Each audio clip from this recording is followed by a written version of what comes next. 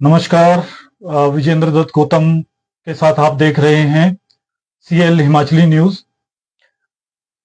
आज हम समाज में बढ़ते नशे के प्रचलन को लेकर बात करेंगे, होम्योपैथी इलाज की। सबसे कारगर इलाज आज के समय में साबित हो रहा है होम्योपैथी, और आयुर्वेदिक का एक जिसको बोलते हैं आधुनिक स्वरूप है होम्योपैथी। और होम्योपैथी से डॉक्टर के.एस. जसवाल बड़े नामी गिरामी पुराने डॉक्टर के तौर पे पहचाने जाते हैं, और इनका दावा है हजारों लोगों का इन्होंने नशा छुड़वा दिया है और नशे के पीड़ितों का उपचार किया है। Doctor KS. जसवाल, आपका स्वागत है हमारे मंच पे। हम एक मुहिम लेके चले हैं नशे के खिलाफ, और हम आपसे जानकारी लेना चाहते हैं कि जैसे एलोपैथी इलाज में थोड़ी सी कमियां खामियां नजर आती हैं, कुछ साइड इफेक्ट्स की बात भी आती है, कुछ ऐसा लगता है कि एक नशा को छुड़वाने के लिए दूसरा नशे का प्रयोग किया जाता है।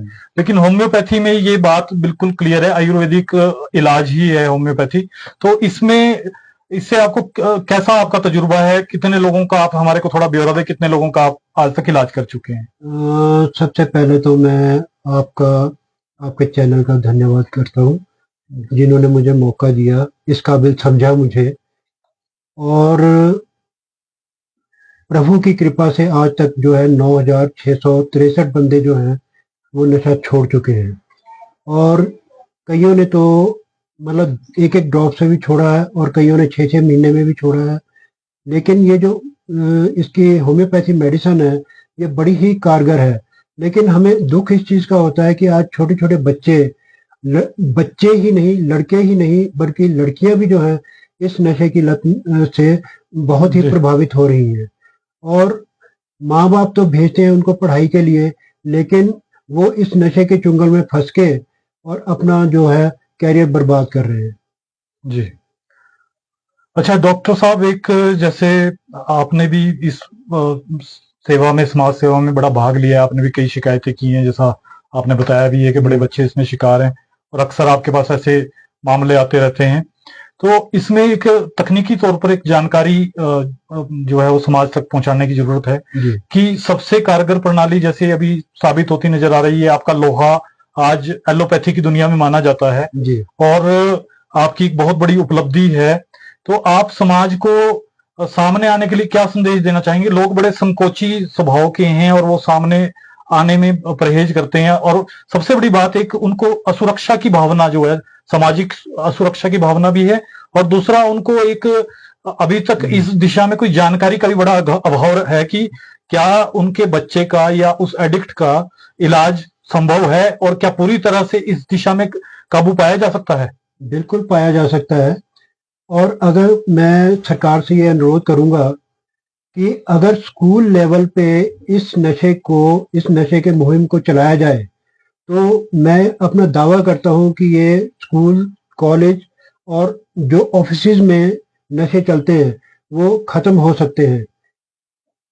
जी, एक बड़ा ही व्यक्तिगत सवाल है आपसे, जैसे आपने अभी जिक्र किया स्कूल, कॉलेज और ऑफिसेज में, तो हालांकि अभी तक जो कार्रवाई की रफ्तार रही है, हमारे प्रदेश राज्य प्रशासन समय समय पर कार्रवाई करता रहता है, और इस दिशा में बड़ी लंबी चौड़ी फहरिस्त भी है लोगों को पकड़ने की जो इस नशे के कारोबार में संलिप्त हैं। लेकिन जो इस नशे में जो संलिप्त हो रहे हैं, जो शिकार हो रहे हैं इस नशे का, तो ऐसे वो लोग सामने आने में भी पारदर्शिता की बड़ी कमी है। मतलब इस बात का अभी तक खुलासा नहीं हो पाया है कि कौन कौन से इंस्टीट्यूट में, कौन सी जो संस्थान हैं या स्कूल्स हैं, कॉलेजेस हैं, कहाँ ये नशे का प्रचलन ज्यादा चल रहा है, किन जगहों पे हो रहा है। इस बारे में सर्वेक्षण भी अभी धीमी गति से, मतलब धीमी रफ्तार से, यूं कहें कि अभी तक शुरू ही नहीं हुए हैं। तो इस दिशा में आप क्या आप रोशनी डालना चाहेंगे? नहीं, मैं ये रोशनी डालना चाहूंगा कि सबसे पहले तो सरकार को ये कदम उठाने चाहिए कि स्कूल लेवल से लेके और ऊपर लेवल तक, स्कूल, कॉलेज और ऑफिस और जो प्राइवेट जगह हैं जैसे दुकानें हैं, और खास करके यहाँ पे मैं संकोच नहीं करूंगा कहते हुए, ये जो हमारी ऑकलैंड टनल है, इसके आसपास में ये नशे का एक किस्म से अड्डा बन चुका है। जी और जिसके बारे में सरकार से भी कई बार किया गया है, अनुरोध किया गया है, और पुलिस चौकी लक्कड़ बाजार से भी अनुरोध किया गया है, और उसके बाद कुछ कुछ लोग यहाँ से पकड़े भी गए हैं, ऐसा जी नहीं कि नहीं पकड़े गए, जी लेकिन जब तक पुलिस आती है तब तक लोग भाग जाते हैं। जी जी और ये इस मामले में अगर कोई शिकायत करता भी है तो उसको धमकियां मिलनी शुरू हो जाती हैं। जी जी और इस बारे में मैं ये सरकार से अनुरोध करूंगा कि इस मामले में और गहराई से जी सरकार को फैसला लेना चाहिए। जी जी। हाँ, हालांकि सरकारी तंत्र बड़ा मजबूती से काम कर रहा है, विंग अलग बनाए गए हैं और CIA, CID, जी नारकोटिक्स सेल, बहुत हमारे अलग अलग विंग्स बनाए गए हैं जो इस दिशा में कार्यरत हैं, लेकिन फिर भी कहीं ना कहीं कार्रवाई की रफ्तार का अभाव है। और शिमला की अगर बात करें तो शिमला में बहुत सारे ऐसे क्षेत्र हैं जहां पर ये नशे का प्रचलन बड़े बड़े स्तर पर चल रहा है। इसके अलावा हिमाचल में भी कोई ऐसी जगह नहीं है, कोई ऐसा क्षेत्र नहीं है जो इस नशे के प्रचलन से अछूता रहा हो। बहरहाल हम एक आपसे एक बहुत ही तकनीकी तौर के ऊपर ये जानकारी लेना चाहते हैं कि अगर कोई भी व्यक्ति है, अब नशे के भी कई प्रकार हैं, कई कैटेगरीज है, कोई शराब के व्यसन में फंसा हुआ है, कोई स्मोकिंग का एडिक्ट है, कोई अब ये ड्रग्स एक चिट्टा के स्वरूप के तौर पे नया आया है और जो बड़े तौर पे युवाओं को अपनी चपेट में ले रहा है। इसके अलावा अफीम भी है, फिर यहाँ पर चरस जैसे व्यापार भी, गांजा भी है। तो बहुत अलग अलग प्रकार के नशे का प्रचलन जारी है।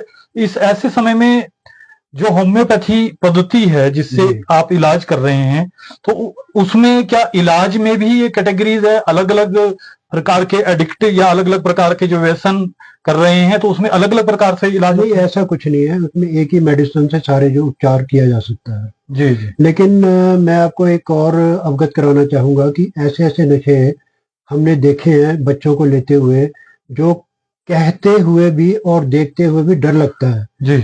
और कई बच्चे ऐसे ऐसे भी हैं जो कि ये आजकल तारपीन का तेल है, और फिर बूट पॉलिश है, वो है, और दूसरा कई ऐसे ऐसे भी देखे हैं कि जो बिच्छू बूटी है, अच्छा जी, उसको जला के उसमें चींटियां मिक्स करके और वो उसको उसकी जो राख है वो खाते हैं जी। मतलब ऐसे ऐसे नशे। अब ये नहीं समझ आता कि ऐसे ऐसे नशे बताने वाले भी बीच में ही लोग हैं ना, जो बच्चों को आज इस बर्बादी की तरफ आगे ले जा रहे हैं। जी जी। तो इसमें ऐसा नहीं है कि मतलब अब माँ बाप भी अकेले क्या करेंगे, जब तक सरकार कुछ नहीं करेगी, माँ बाप कुछ नहीं करेंगे, आपस में मिलकर बैठ के टीचर्स को स्कूलों में भी ये पढ़ाना चाहिए और देखना चाहिए टीचर्स को भाई कौन बच्चा किस तरफ जा रहा है।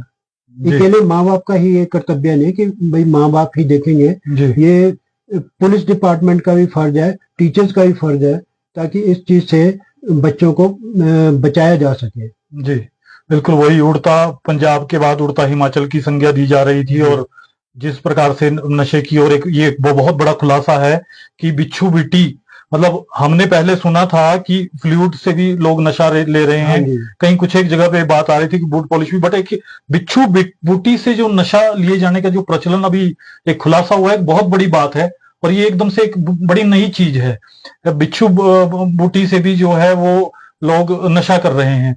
बहरहाल एक अगले सवाल एक बड़ा आपसे मकसद पूछना चाह रहे हैं कि जैसे बच्चा जो है वो किस मकसद से, या यूं कहें कि किस प्रवृत्ति, या क्या उसकी साइकोलॉजी है, क्या उसकी मानसिक दशा होती है, जो आपके पास जितने इलाज के लिए आए हैं अभी तक मरीज या रोगी, तो उनकी जो आपने मानसिक स्थिति देखी या उनका जो एक माहौल देखा, किस माहौल से जुड़े हुए लोग या युवा इस नशे के मतलब शिकार हो रहे हैं?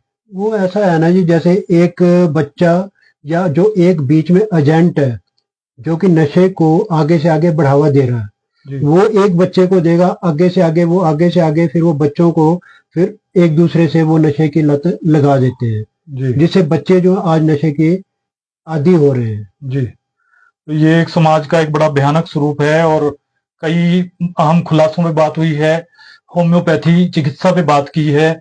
अभी तक इस दिशा के अंदर एक बहुत बड़ा भ्रम चल रहा था, एक बड़ी बात सामने आई है और हमने इस पर एक छोटा सा सर्वे किया। हमने एलोपैथी के चिकित्सकों से बात की आयुर्वेदिक के चिकित्सकों से बात की, तो जहां पे एक चीज निकल कर आई है कि होम्योपैथी पद्धति इस दिशा में एक कारगर साबित हो रही है, और एक ये पद्धति जो है बहुत महत्वपूर्ण भूमिका निभा रही है।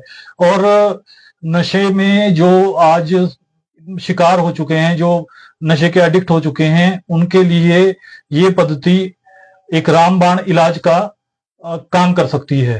तो हमें आगे अपने बच्चों को, युवाओं को नई शिक्षाएं देने की जरूरत है, समाज को जागरूक होने की आवश्यकता है। इस दिशा में शिकायतों का बड़ा अभाव है, तो लोगों को जो है वो शिकायतें प्रशासन, शासन तक और संबंधित विंग्स तक पहुंचाने की आवश्यकता है, ताकि इस दिशा पे कुछ कार्रवाई हो सके, नशे के जो माफिया है उस पर लगाम लग सके। शिमला से CL न्यूज के लिए विजेंद्र दत्त गौतम की खास रिपोर्ट। धन्यवाद।